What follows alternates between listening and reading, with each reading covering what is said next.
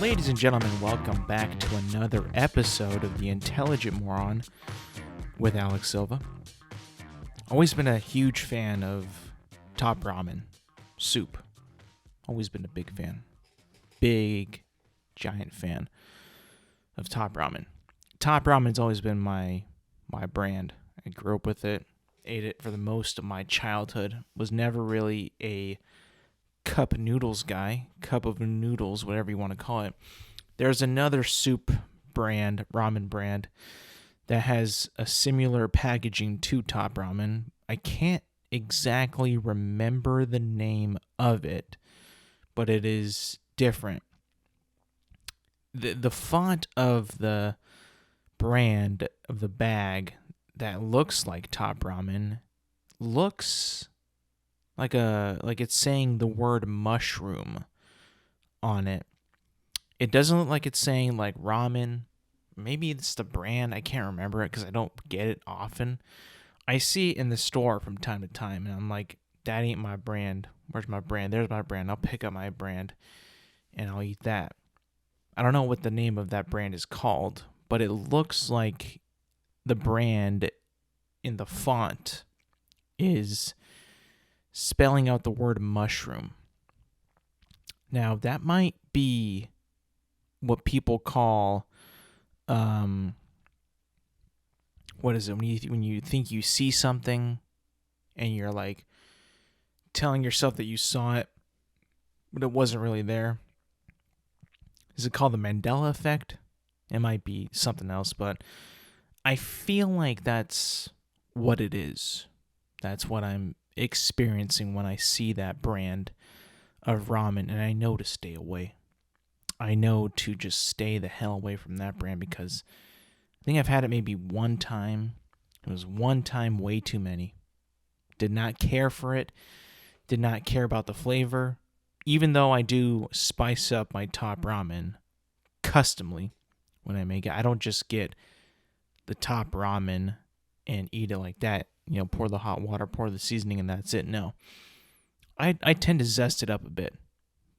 By that is I'll squeeze some lemon juice in it, add some salt, and I used to throw in a little soy sauce. I used to throw in some soy sauce because I thought, because it's ramen, coming from a Japanese culture, I think that it would be more fitting if I were to put some soy sauce in my top ramen. And I did that for many, many years. Many, many years. A little bit of lemon juice, some salt, some ramen. Don't get me wrong, it was not the best choice. It's not a very healthy thing to consume on the daily basis. Now, I recently just had some top ramen. And lately, I have been switching it up a bit. I have been putting in lemon juice, like I said, some extra salt, because for some reason, they took out MSG in all these foods now. And I was like thinking to myself, why would they do that? Why would they take out the thing that makes it taste better? Why would they take out MSG? Now, I, like you, am not the smartest person in the room. So I'm going to look up what MSG is. So MSG is monosodium glutamate. Is a sodium salt of glutamic acid. MSG is found naturally in some foods, including tomatoes, cheese, in this glutamic acid form. So I don't understand why it was so, controversial. Okay, of course, it occurs naturally and is also added to many foods. It's often considered unhealthy, but there is no clear data to support this. Myths about MSG are rooted in anti-Asian racism. What the hell? That was weird. That was a weird turn. MSG is safe, FDA approved, and a great flavor enhancer. So, there is no real clear evidence to support that it is unhealthy. So, maybe, what they were saying about the R word, about racism, is why it got banned in all the foods. I never really understood that. I didn't know the deep meanings of that. Well, here we go. We're learning things every day about, the world, and how I guess seasoning was banned because of that. Interesting. Well, I thought it was always pretty good. And I thought the reason why it was actually banned was because it was not good for you. I mean, you think about it, right? You hear the name of it, right? It sounds like just a straight up a chemical. And I don't know about you, but I think that eating chemicals, like you see on like a brand of food or a label on a food, the nutrients, what's in it. Xanthan gum, like what is that? It's in a bunch of foods. High fructose corn syrup, like that can't be great, right? Citric acid, even though it's like, from like a lemon or an orange, right? I'm pretty sure that's what it's from. It doesn't sound great, but apparently we can consume it, we can eat it, right? You see things that, have like sulfur in it. It's like, what is that? Why would I be eating a metal? Why is metal in my food? But then you think about it, like your blood has iron in it. It has a metal in it. You're alive because your blood has metal in it. I'm pretty sure if you took out the iron in your blood, you would not be able to survive. If you think about it, human beings, we came from this planet. We originated from this planet. And this planet was made of a bunch of gases and metals and, liquids, and boom, bada bing, bada boom, we're here. So we all, contain these minerals.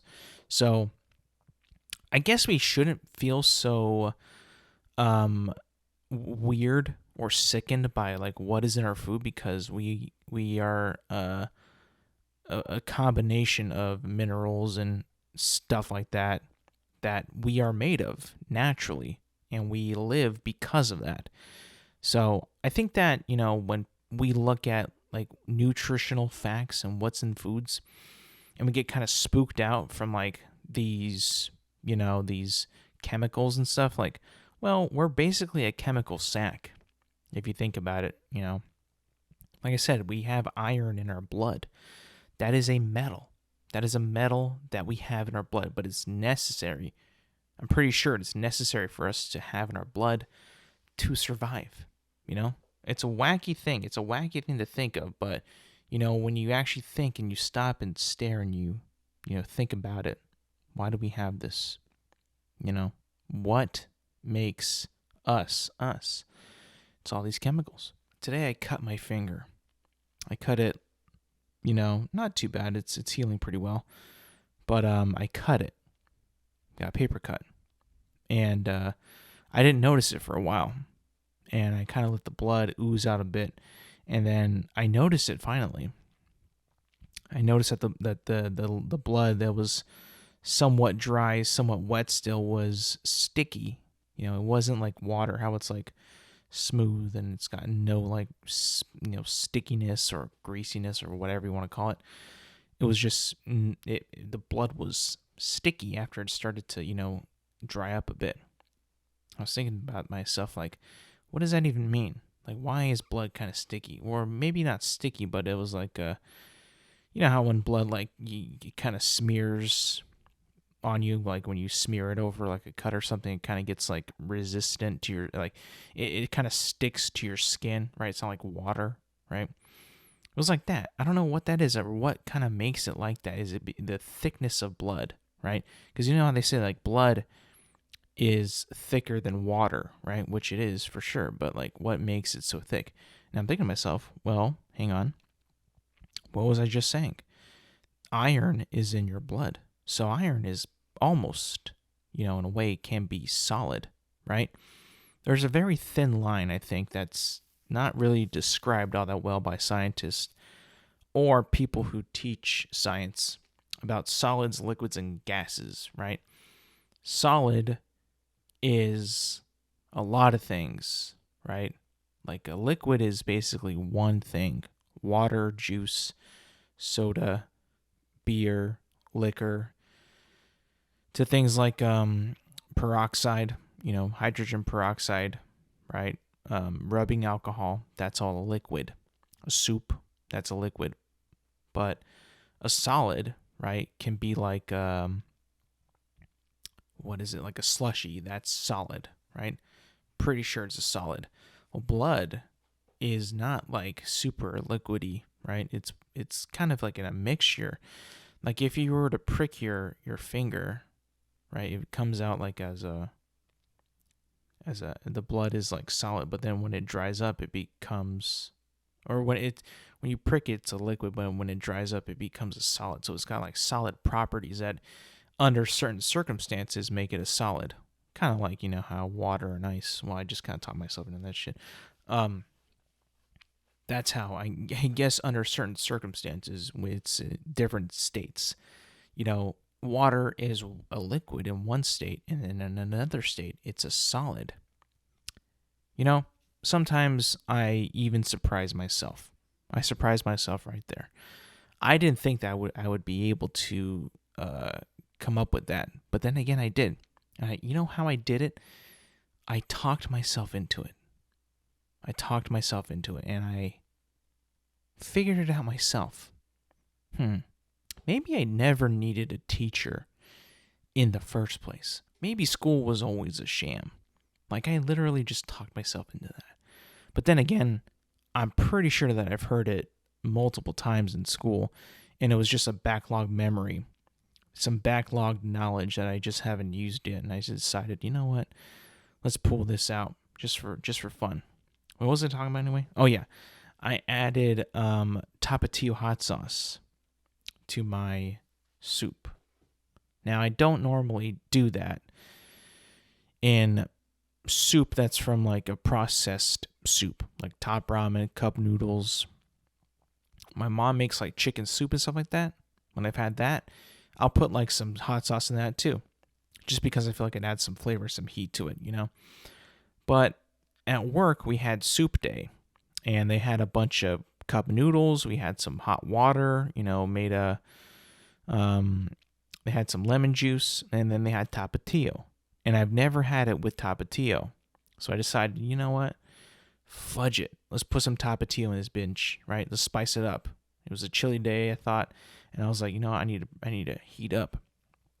So I do that. I put all that in there.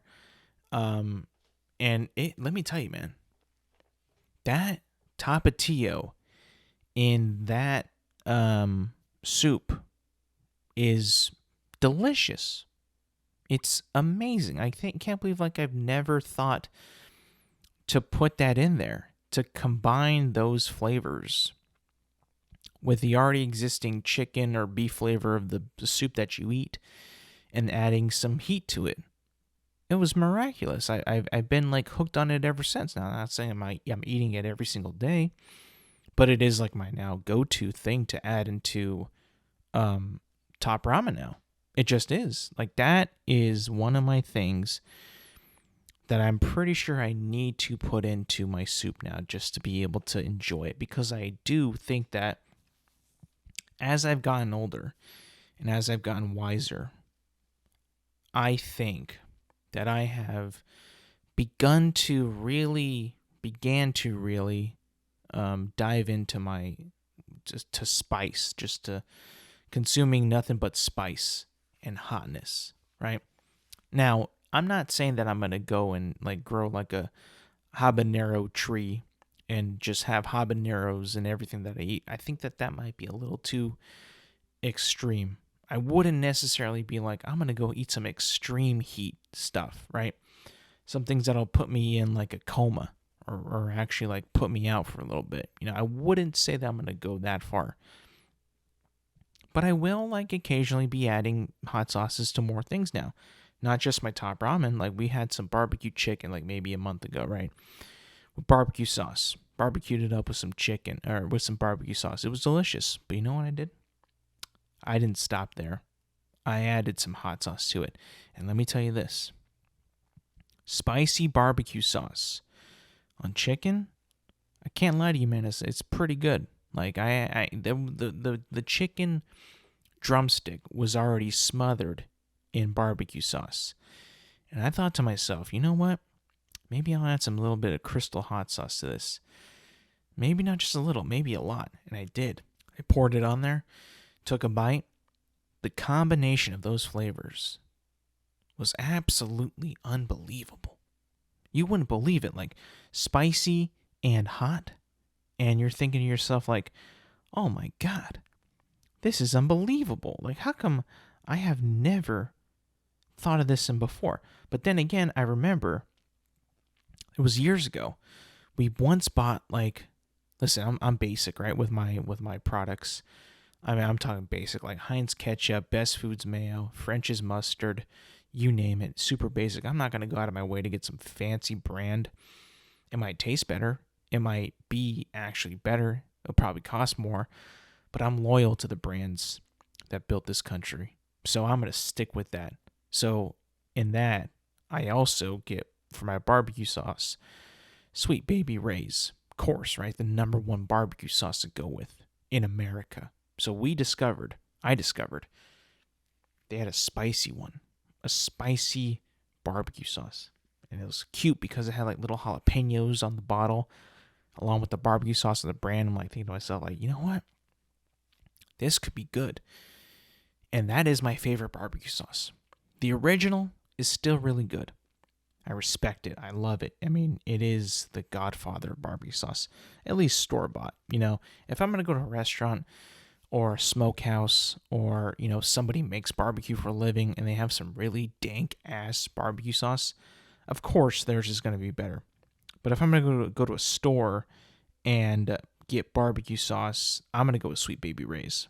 Of course. I mean, what else am I going to go with, you know?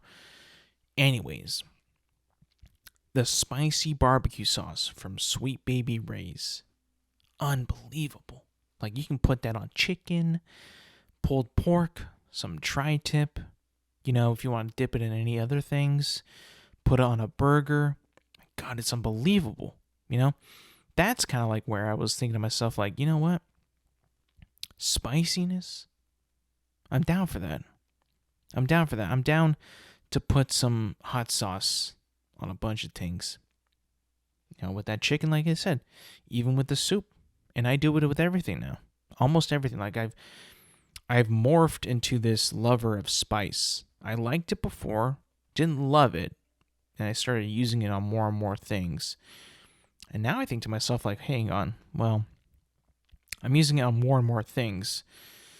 Will I be able to live and eat food without it? Is that even a possibility at this point?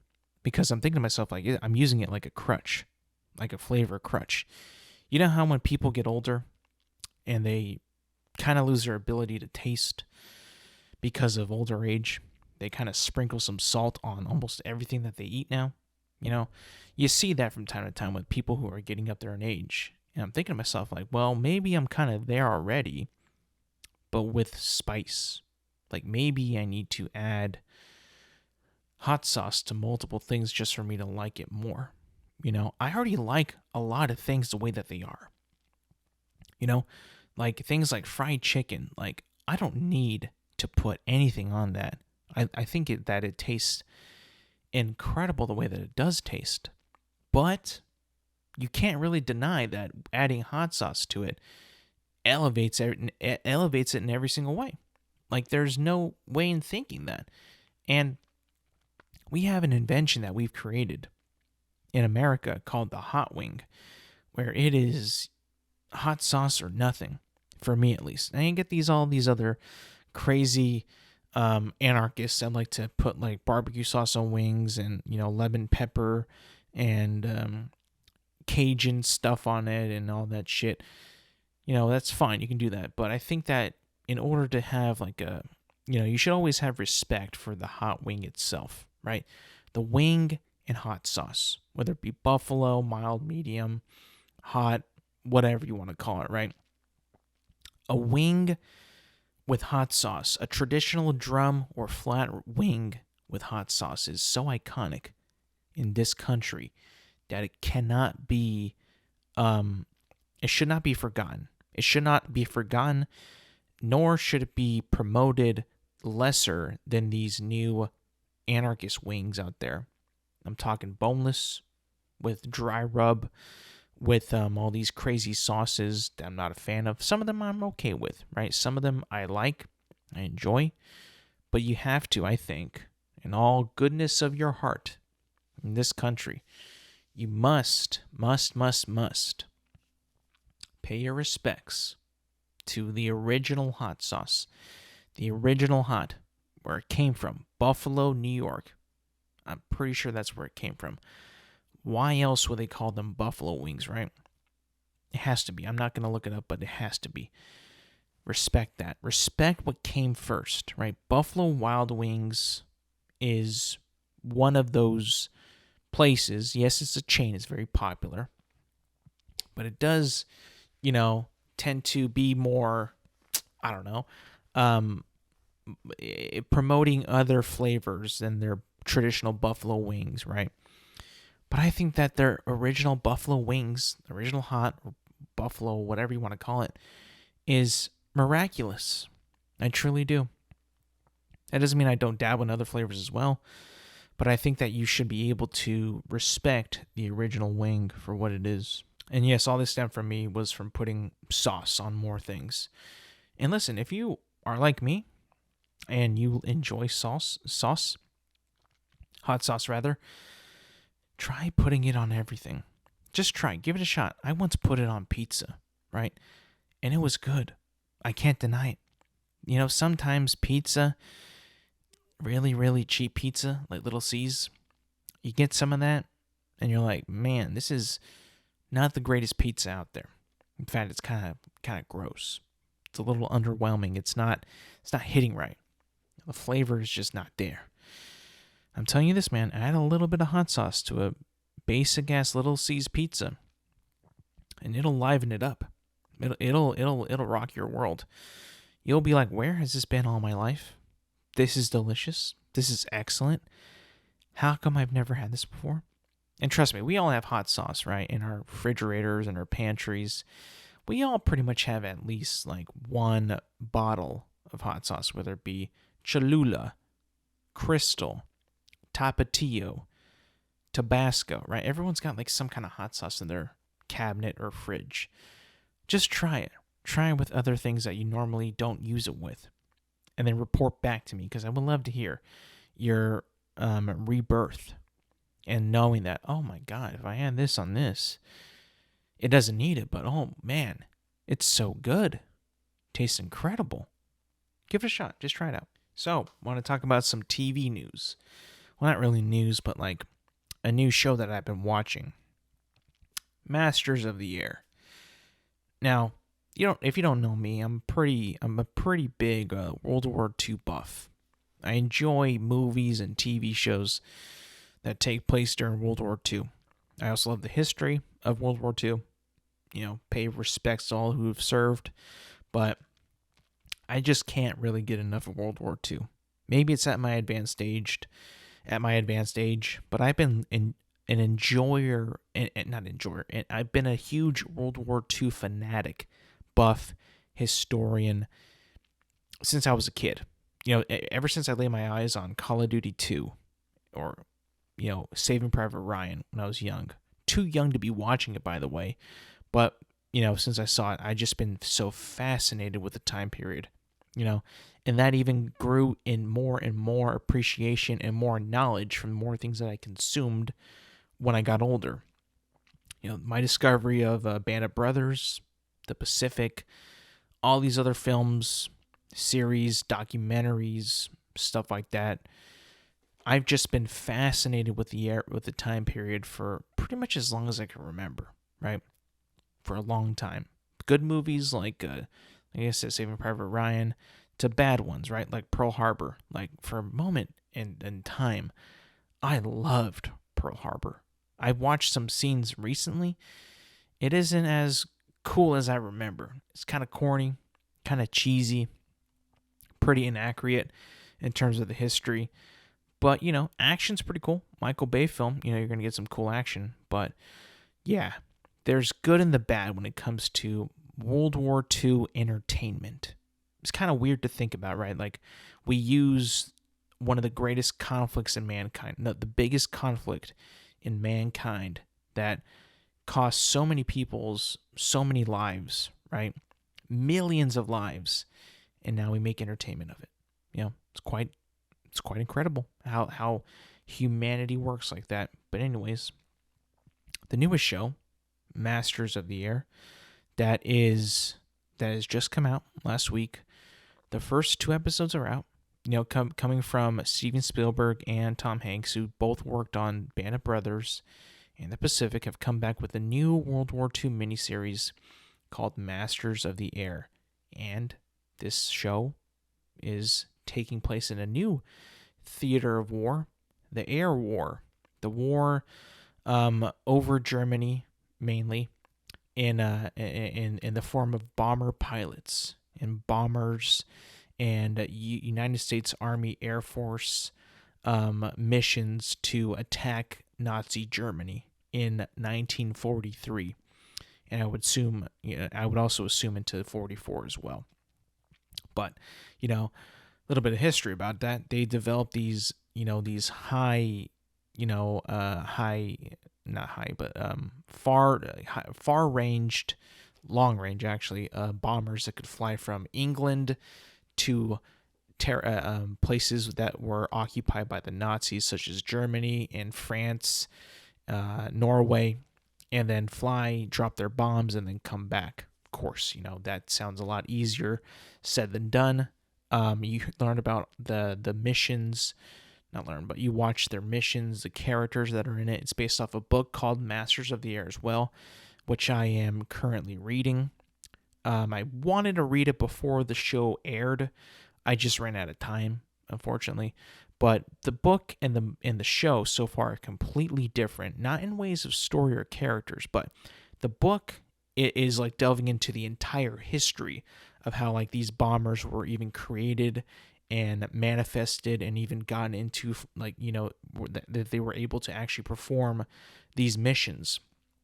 So at one point, in the book, it's like just telling the entire history of the events and how it all accumulated for them to get these missions going, which is not shown in the series because it's more of a story-driven thing than just flat-out history of the events.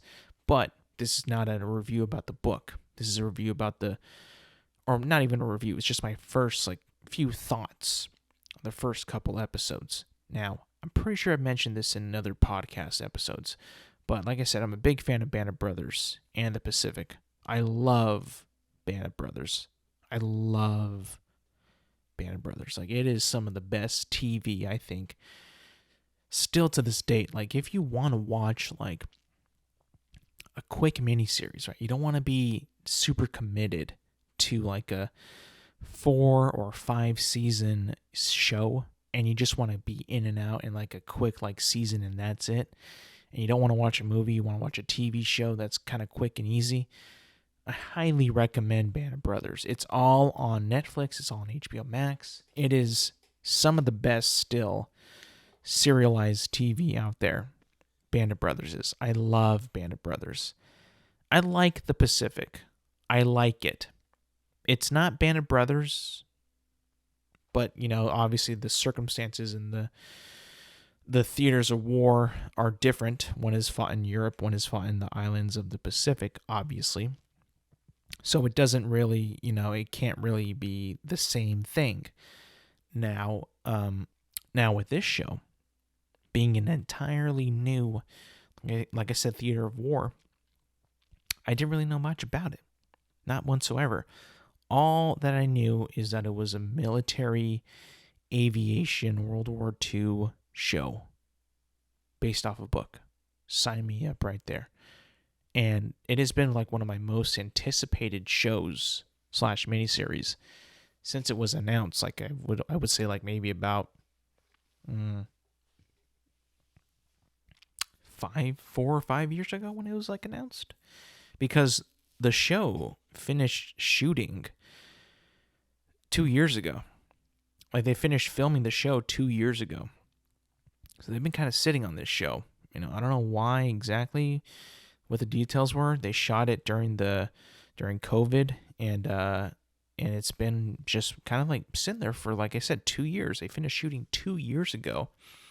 And I remember like when it was like announced and like when they were going to be shooting, and like how long is this going to take for them to put out, because it's been a while since they announced it. I know they've already been shooting it, but like it was just like, time just went on. Like, when are they going to put this out?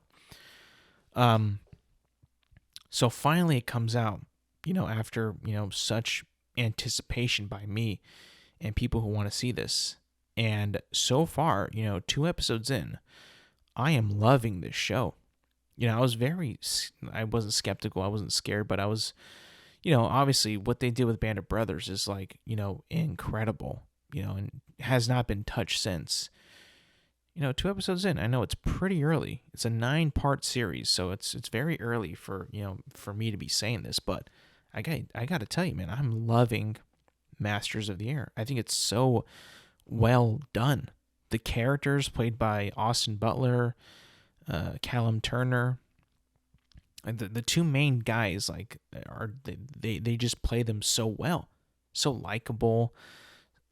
Heck, like, just like fun to watch. That back in the, it's a different, obviously it's a different time period, so they play them a little bit different than people are today. So it's like, kind of a throwback, but it's, I think that they do it so well, and the dialogue is also so good that it's like, dude, this is like actually like incredible. Like, I can't lie. Like, it's such a fun watch so far. I know it's about war and it's about tragedies and losses, but like they're making this show like really good. Like, I almost kind of, forgive them for taking so long to put it out there, because for one, the acting is incredible. And it's not just, those two, but also Barry Keoghan's in it.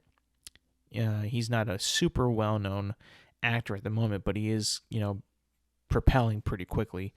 Everyone does a great job. The sets, the design, the costumes look amazing. It's incredibly shot too. Like, I cannot stress this enough, but Apple TV is putting out some high quality television out there. Like, Apple TV is making some bangers. Like, they made Ted Lasso, they made Monarch: Legacy of Monsters, Masters of the Air. Like, this streaming platform is becoming a really, really strong one. And that's just the sum that I've seen. I've heard that they also have other really, really, really good shows, like good, like, writing wise, and good like effects. And my God, that was something that I was a little concerned about before the show came out, is like Masters of the Air, aerial combat, air, airplanes. We got to be in the air. They got to be showing us what's happening in the air. And after seeing Top Gun Maverick almost 2 years ago, obviously different circumstances, different periods of time, different technologies to do that.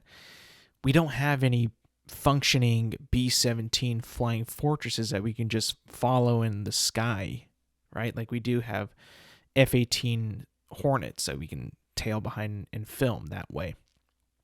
But I got to tell you, man, the effects on Masters of the Air, the combat, the flying is, to me, it looks incredible. Like, I think that this show looks so good for TV. I'm actually surprised at how good it looks for television. Like, it looks like it's a movie.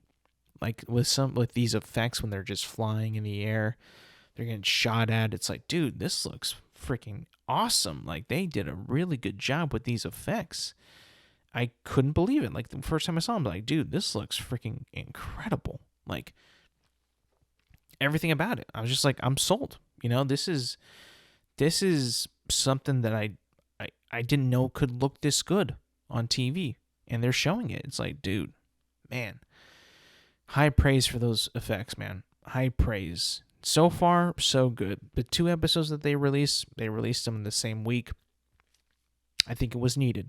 I think that, TV shows nowadays are doing this thing where they premiere 2 episodes weekly to begin the show. Like, a lot of shows do that now, and I think that it's it's good, because these episodes, for as good as they were, flew by so fast.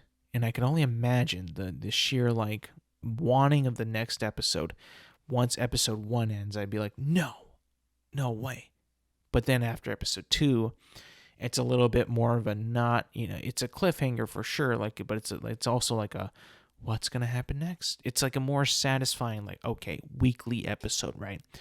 Where is if they ended it after the first episode, I'd have been like, what the hell? I would have been like, no way. They should have put out 2. But in my opinion, the 2 episodes for the first week nailed it.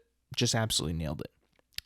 It's really like cool to see how different like perspectives you see from like these fronts of the war, right?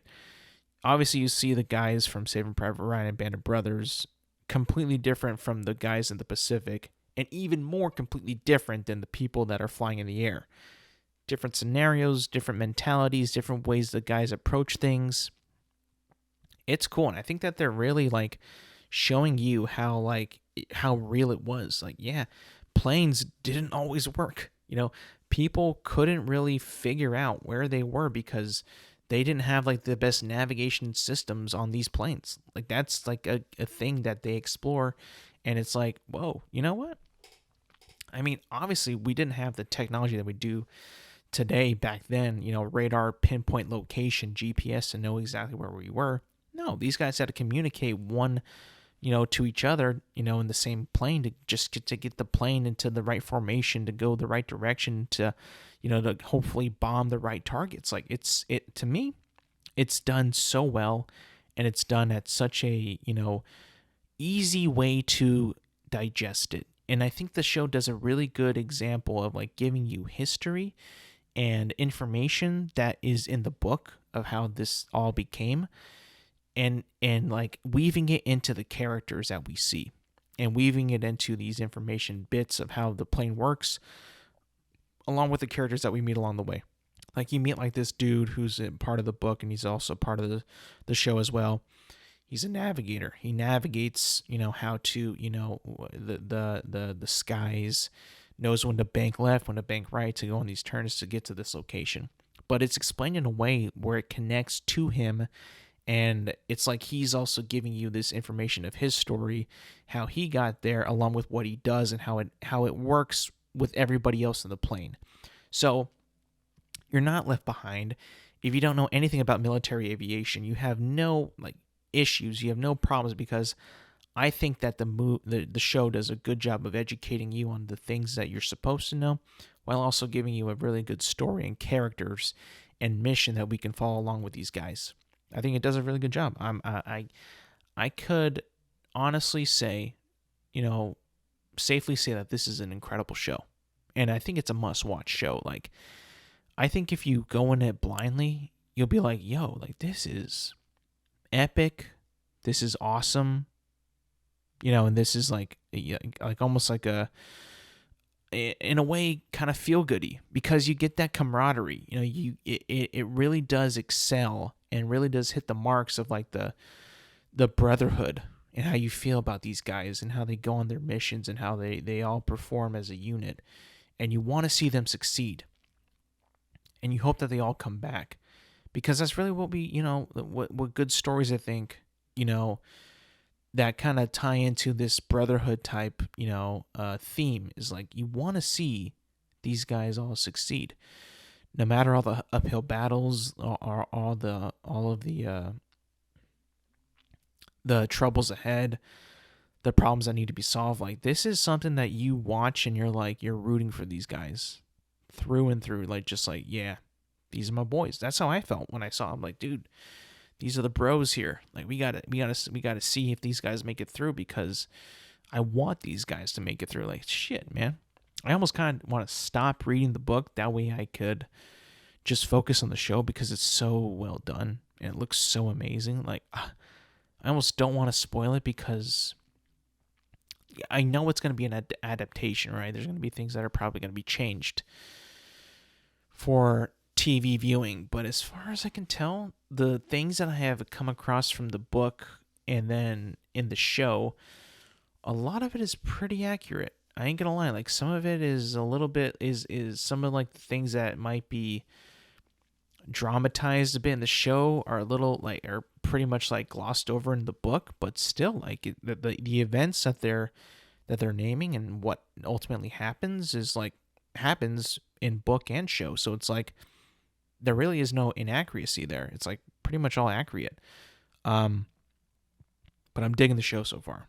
So if you haven't checked it out and you have Apple TV Plus, I highly recommend Masters of the Air. Pretty damn awesome show.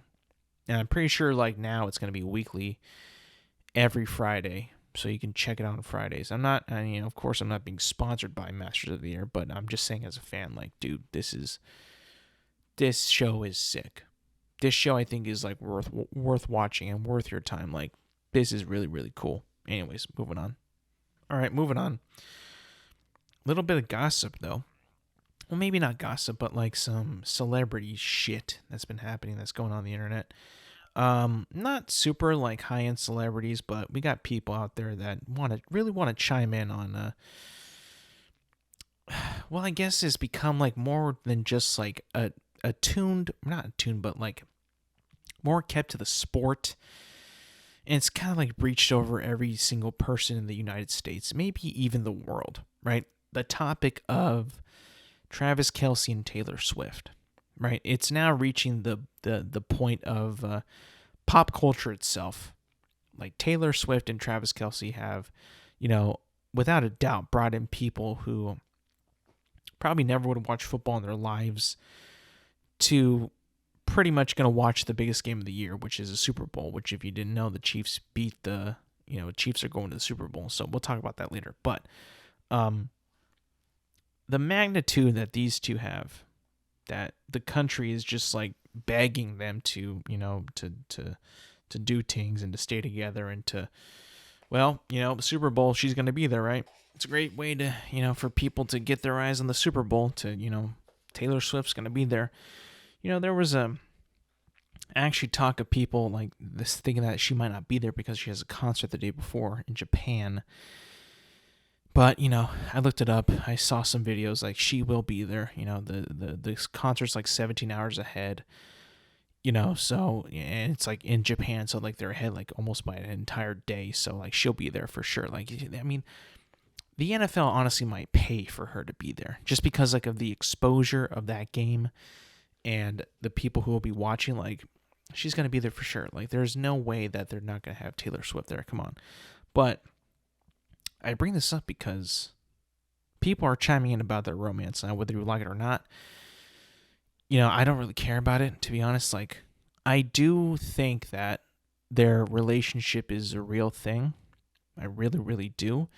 I don't think that it's some kind of publicity stunt. I think that that's something that is a little, it's just like, that's hard to do. That's hard for people to be in on. And I think that if it's, if someone like Jason Kelce, Travis's brother, knew that it was like a fake thing, he doesn't seem like someone who would be in on it or be in on to keep that kind of a secret from the public. Like, make sure you don't say anything about this because this is all stunt to get all these eyes on the Super Bowl and that's it. Like, that can't be the thing, right?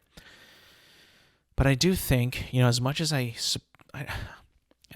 don't give a damn about, Travis Kelce dating Taylor Swift at all, right?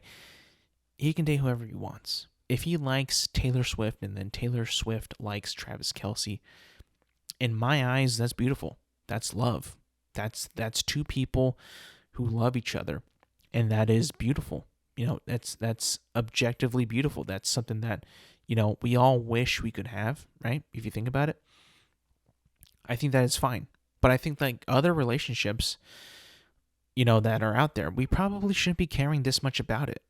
Like, just because Travis Kelce's dating Taylor Swift doesn't mean that we need to talk about it all the time ad nauseum. Doesn't mean we need to, see them hugging and kissing and everything ad nauseum. We don't need to see that all the time. Let that time be for themselves, right? Whenever they show, like I said, whenever they show Taylor Swift at these games, for no apparent reason, I think that it's, obviously because of the money, because of the exposure, the viewership, obviously. But you have to understand, like, when you're playing it at something like that, when you're playing, you're obviously, showing her for a reason. It's like, It gets old. Like, no one is doubting that you don't like her or you don't like him. But, like, take it easy. Like, we don't need to see it every single play of the Chiefs, right? I mean, like I said, last week they were playing that. They're showing her all the time when they were playing the Bills.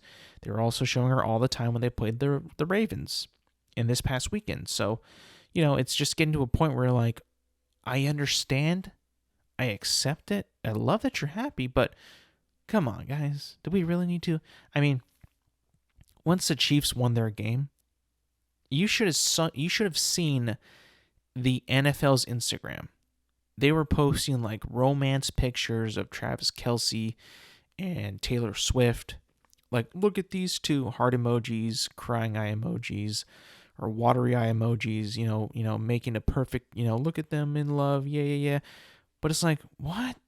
Like, they don't want this. Why are you putting this? Like, I don't know. I just feel like it's like a strange perversion of a couple's relationship, and we've done that to countless celebrities all the time, countless couples all the time, countless power couples all the time, and you name it. Brad and Angelina, A-Rod and Jennifer Lopez when they were dating, stuff like that, right? We've done that in this country ad nauseum. But when you get Travis Kelce, best tight end in the NFL, and Taylor Swift, probably best or most popular touring musician in the world, I mean, it's going to be elevated to 1,000 because of that, because of her alone. And all her Swiftie fans and people liking Taylor Swift, obviously, it's just going to be blown up to 1 million. Not even 1,000, 1 million. Like, the amounts of people who are like, look at them, yay, yeah. It's like, okay, cool, fine, but let's be done with it. But of course we can't. And of course, people like celebrities also coming up to say yeah, it's a good thing. Like this guy, David Letterman. He was a late night talk show host back in the day for the Late Show on CBS, and he says, this is an article, right, in Variety. David Letterman is, the headline reads, David Letterman tells Taylor Swift's NFL haters to shut up.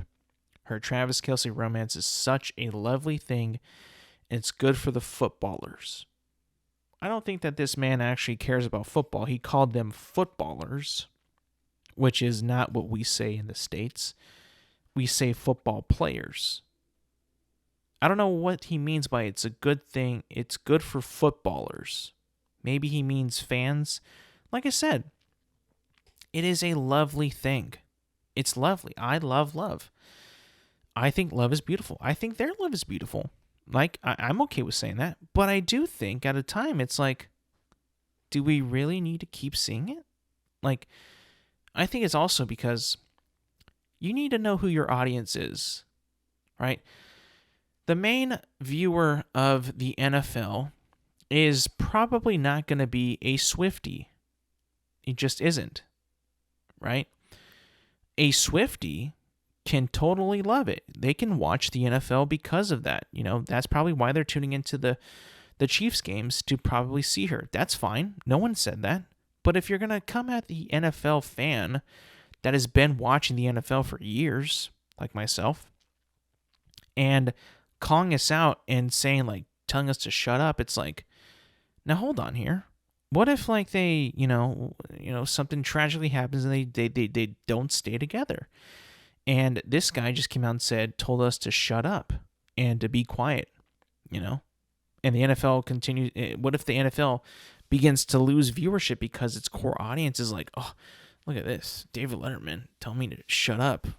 Well, see ya, NFL. I'm not saying that's going to happen rapidly, even overnight, but it's like this guy that thinks that he's so above everybody else that he's just going to say shut up, don't even have an opinion. Don't even say anything. Just shut up. I get it, right? I understand that it's a lovely thing. Love is love. I love love. But at what point do we just sit back and say yeah, this is all for This is all for cash. Like, this is all for viewership.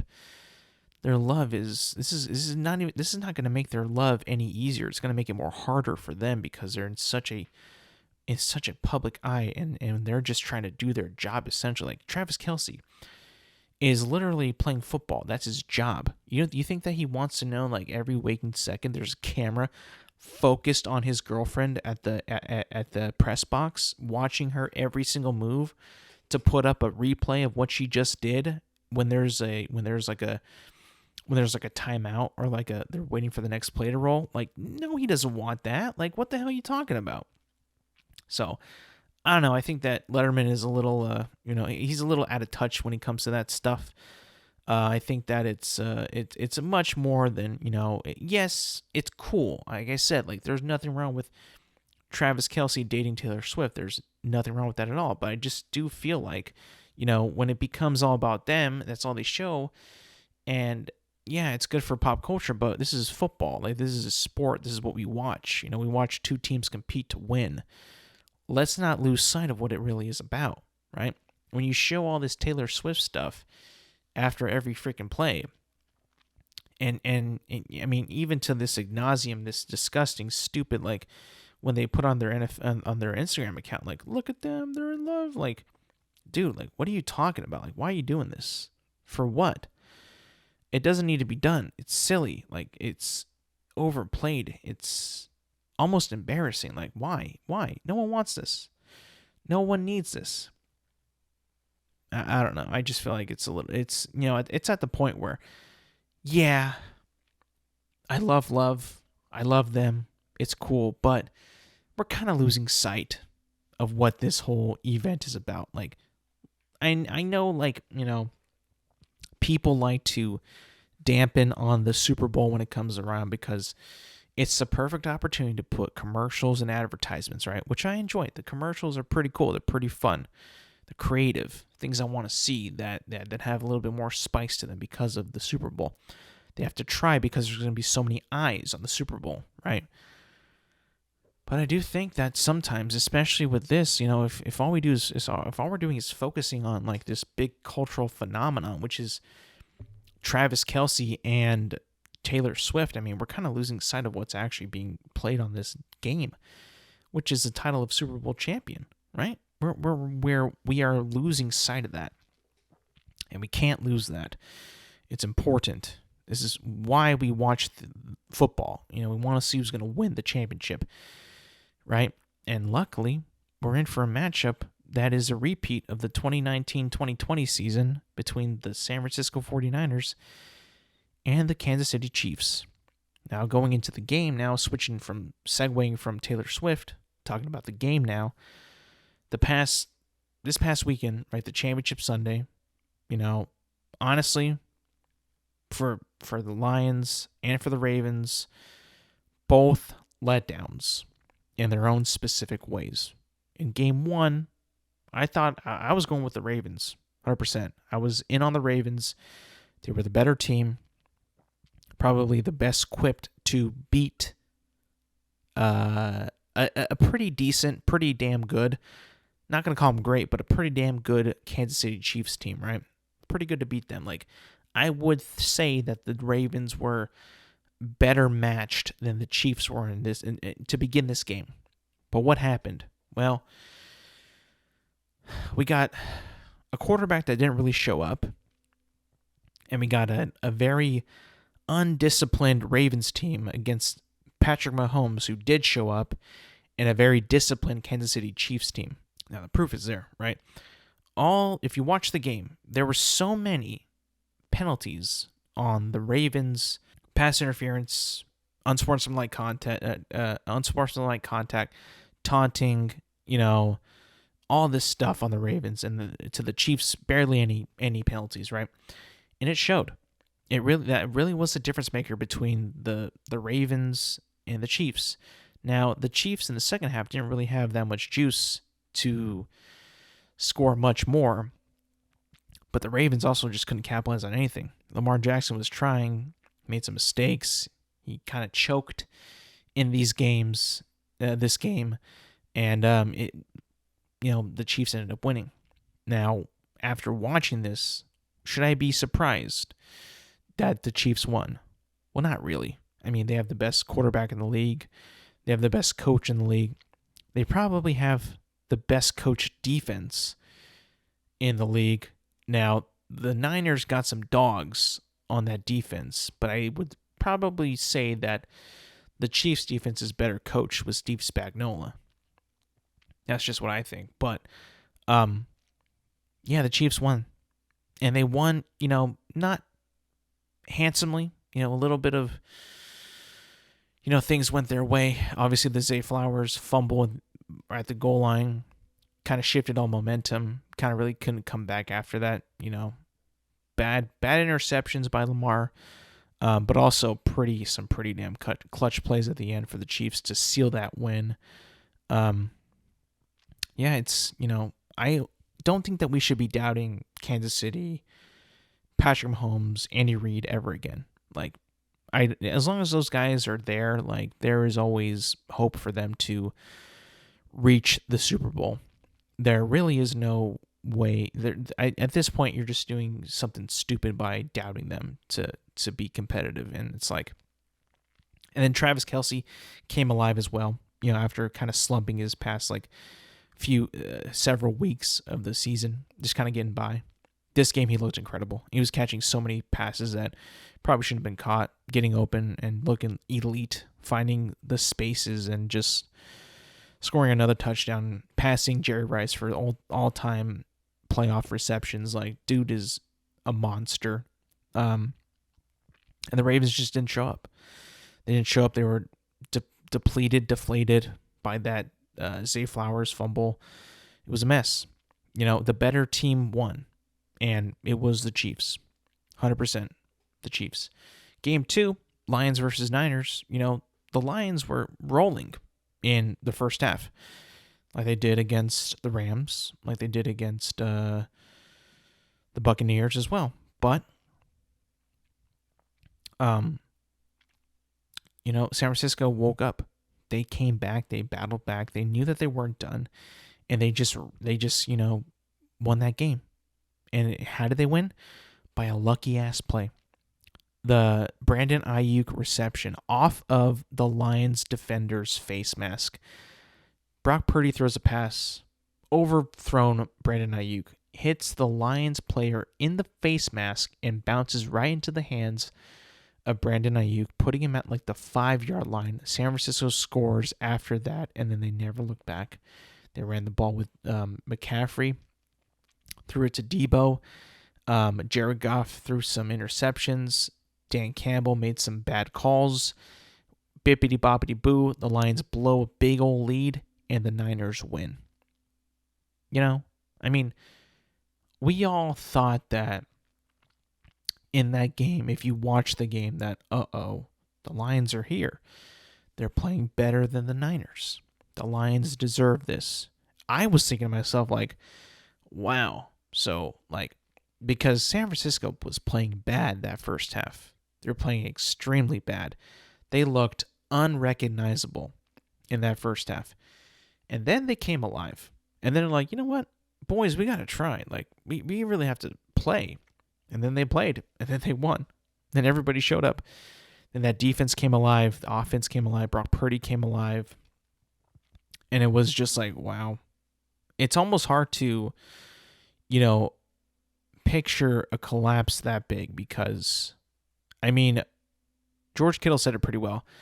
When he was accepting the AFC Championship trophy or being interviewed after the game after they won the NFC Championship, he quoted the meme. They had us in the first half. Ain't gonna lie, for real. Like they had the Niners in the first half. It was pretty embarrassing. But then obviously the Niners came back, and I was just like, whoa. But you know what? The talent went out. The talent proved themselves. All those boys on that offense, Purdy, Debo, McCaffrey, Kittle, to the defense, Warner, Bosa, Armstead, all these boys that they had to show up. They had to show up, and they did. And it was just like, wow. expected. The better team in that game, I think, won. Whereas the not so good team won against the better team in the AFC, which was the Chiefs, obviously. But now it's set. Super Bowl is set. Kansas City Chiefs versus San Francisco 49ers. Obviously, there's people that are going to be hating this matchup because it was played before. I already got my friend group. Some of them are mad about it, mad as hell. One of them is a Raiders fan. Obviously, they're going to be mad as hell because their most hated teams alive are playing for the Super Bowl. Niners and Chiefs. So he hates it. But you know what? I don't care about that. I don't care that it's a matchup that is, we've seen before. I don't care that it's a matchup that has the Chiefs where people are fatigued of the Chiefs. This is the Super Bowl, people. The last game of the NFL season. Of course I'm going to watch it. Of course I'm going to watch it. Of course I'm going to love it. The commercials and all, Taylor Swift and all, I'm going to love it. I'm going to absolutely love it. Usher is going to be at the halftime, or is going to be the halftime performance. I'm going to love it. I'm going to love this shit out of it. I am so ready for the Super Bowl. And you know what's going to be cool? As much as I don't really care for Patrick Mahomes, I don't really care that he's all that great. I respect that he's that great, but I don't really care. You cannot deny the dude is incredible. The success that he's had. If he wins this Super Bowl, he is now in conversation of how much longer before he dethrones Tom Brady. Now, it's definitely going to be much more possible if he wins this one. He'll have 3 Super Bowls, and he'll have 3 within 5 years. I mean, he's going to be, I think he's 27, maybe 28. He's got a lot more time left, but man, he is on a trajectory that could put him into some pretty good consideration of being the best quarterback ever. Now, of course, he's going to win at least 4 more to tie Brady, right? But if he's got Andy Reid still going to be there, wanting to coach that team, I mean, I would give him a shot to possibly, not officially, but, possibility that he could, win more Super Bowls and really push Brady. For real, actually have a decent shot to push Brady's greatness. But I believe he could do it. I believe it's possible. It's definitely possible. And that's going to be it for me today, people. Thank you for listening. Thank you for watching. Remember, you can find this podcast on Apple Podcasts, Spotify, and YouTube at Intelligent Moron with Alex Silva. New episodes drop every Thursday morning. Make sure to like, subscribe, rate, review, and do all that good stuff. And yeah, thank you for listening. Thank you for watching. And I will see you guys next week.